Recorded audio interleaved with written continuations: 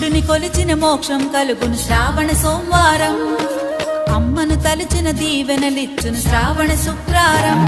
ఉపవాస దీక్షతో ప్రతి శ్రీమూర్తిలో నిండెను భక్తిమయం, భగవన్నామ స్మరణలతో